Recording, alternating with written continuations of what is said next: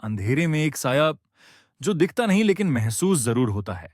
सोचिए, अगर आप किसी ऐसे घर में फंस जाएं जहां दरवाजे बंद नहीं होते बल्कि सांसें रुक जाती हैं। ये कोई आम हॉरर फिल्म नहीं, ये है वो डर जो सीधा आपकी रूह में उतर जाएगा। हिम्मत है तो देखिए, और डर का सामना करने से पहले चैनल को सब्सक्राइब करना मत भूलिए, क्योंकि अगला शिकार कोई भी हो सकता है, शायद आप भी।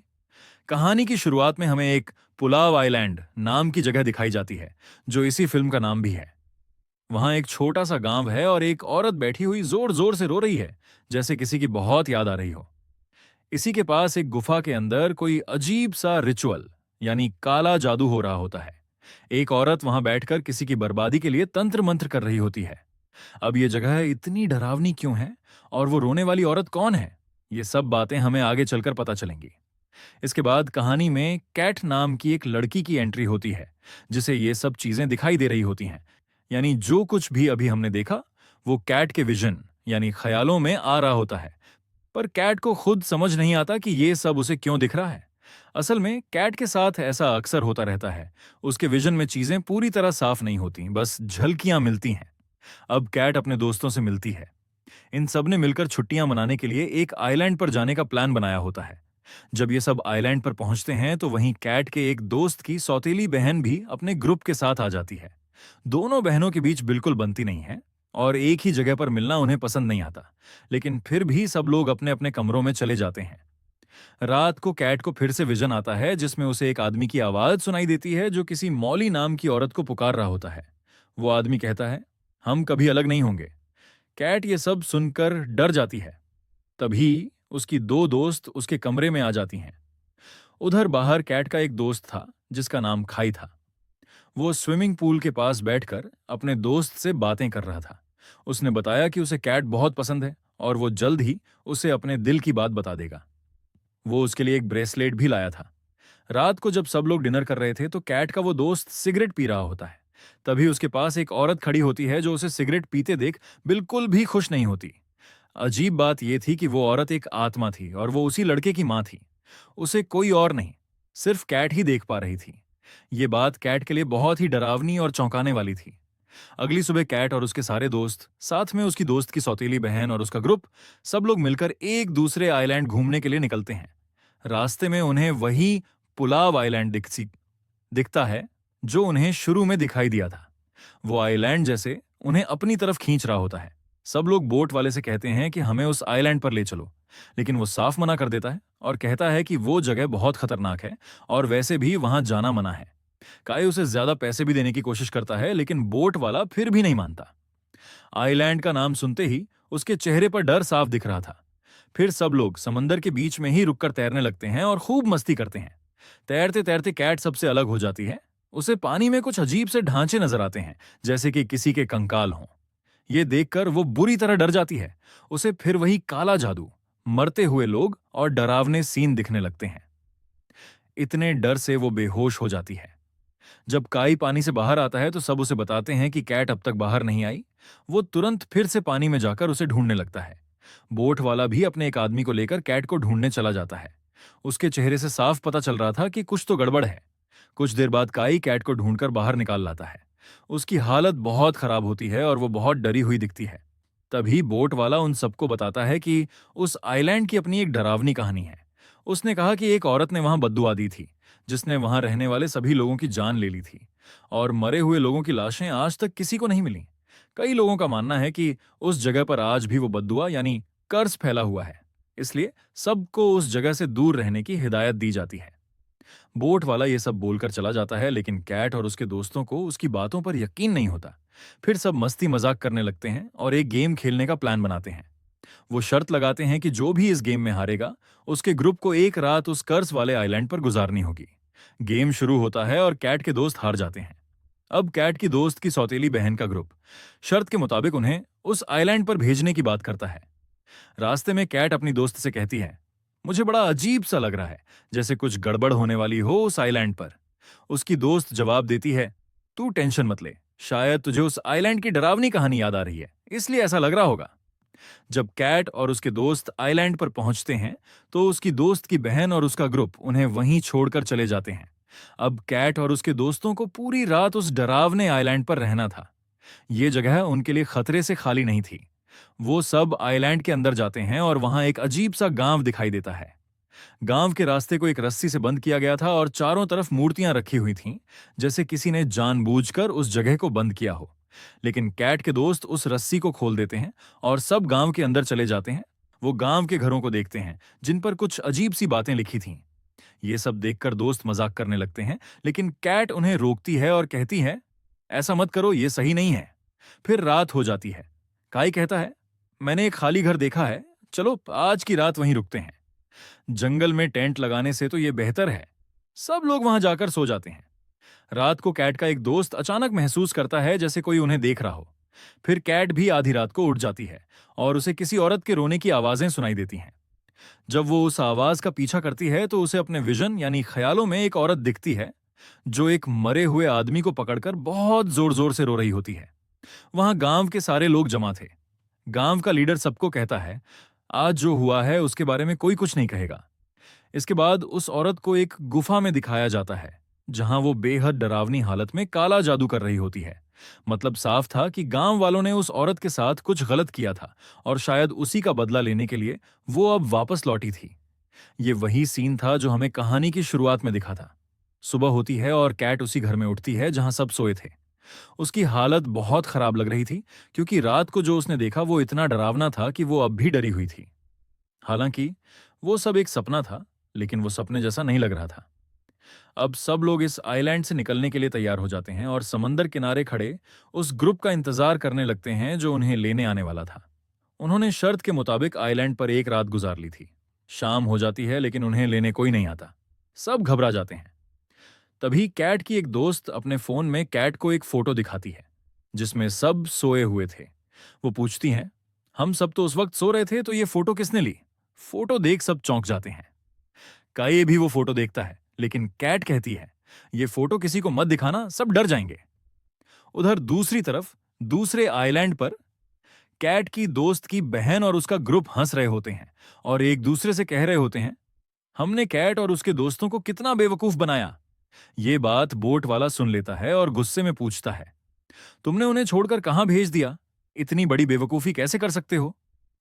वो तुरंत कैट को कॉल करने की कोशिश करता है, लेकिन किसी का भी फोन नहीं लग रहा होता।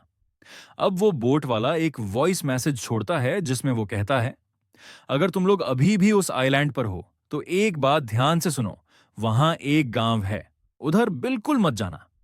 वो जगह बहुत खतरनाक है। वहां एक औरत ने काला जादू किया था और वो अब भी वहीं है।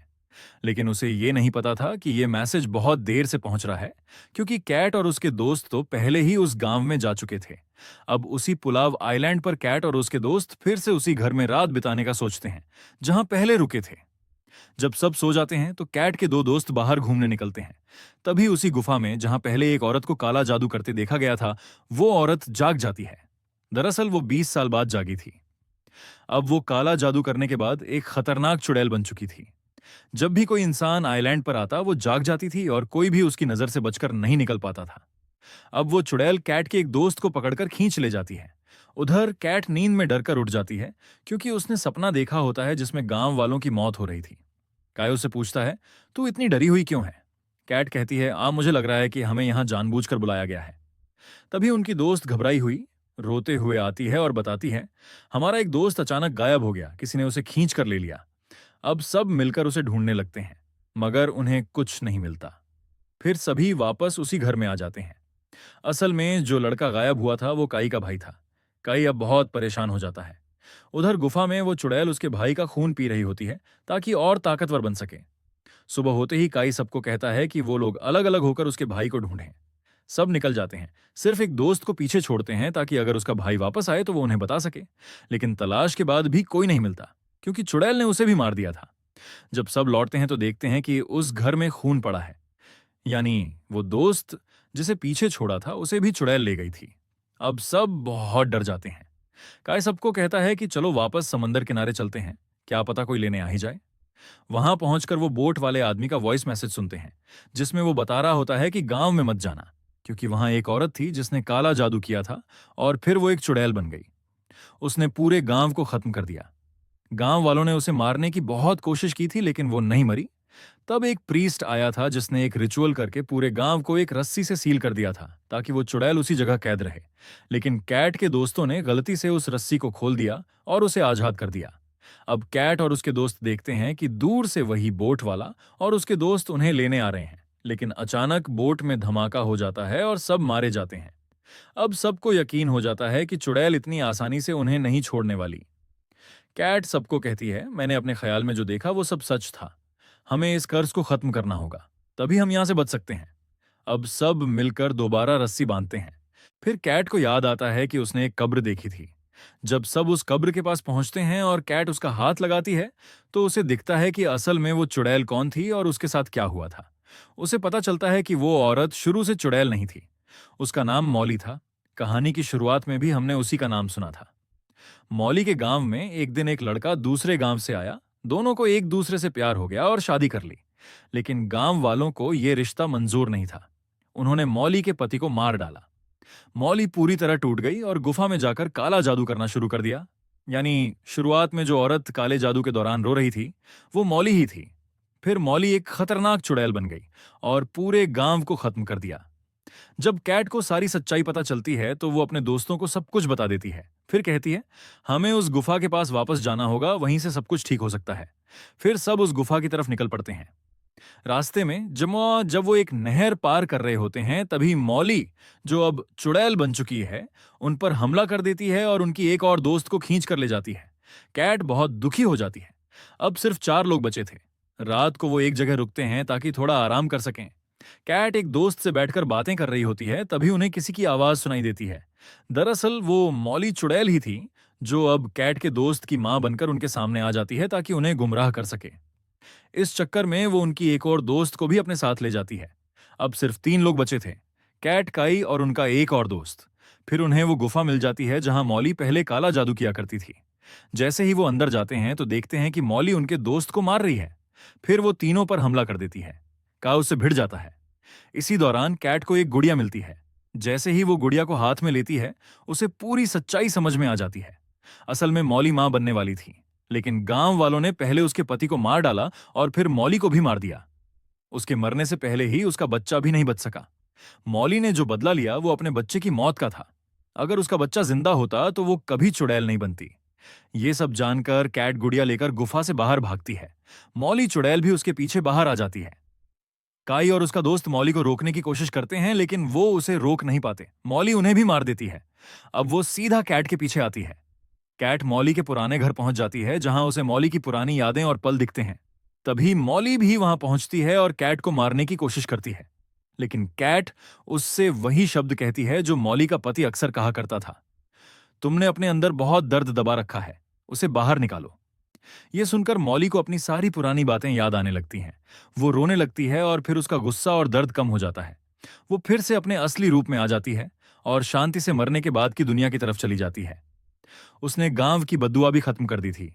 मौली कैट को पानी में फेंक देती है, लेकिन कैट को कुछ नहीं होता। असल में उसने कैट को वापस उसी समय में भेज दिया था जब वो पहली बार अपने दोस्तों के साथ समंदर में तैरने आई थी। तभी कोई हाथ उसे पानी से बाहर खींचता है और वो काई होता है। कैट बहुत खुश होती है क्योंकि उसके सारे दोस्त जिंदा हैं। उसने मौली को चुड़ैल बनने से मुक्ति दिला दी थी और गांव से बदला खत्म हो चुका था। कहानी के आखिर में हमें मौली और उसके पति की पहली मुलाकात दिखाई जाती है और यहीं पर यह फिल्म खत्म हो जाती है। तो दोस्तों, कहानी का ट्विस्ट यहीं खत्म नहीं होता। इस डर की गहराई में जितना उतरोगे उतना और खतरनाक लगेगा। अगर आपने इस सफर का मजा लिया तो लाइक और सब्सक्राइब जरूर करें, क्योंकि अगली बार जो डर हम लाने वाले हैं वो सिर्फ आपकी कल्पना से कहीं ज्यादा खतरनाक होगा। कमेंट में बताएं अगली कौन सी खौफनाक कहानी सुनना चाहते हैं। तब तक ध्यान रखें, कभी भी डर आपके पास आ सकता है।